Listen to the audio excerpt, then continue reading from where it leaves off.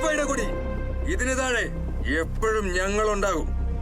ഈ കൊടികളൊക്കെ ഇവിടെ ഉള്ളിടത്തോളം കാലം ഈ മരങ്ങളും ഇവിടെ ഉണ്ടാകും. ഈ കോളേജും ഇവിടെ തന്നെ ഉണ്ടാവും. ഇൻക്വിലാബ്!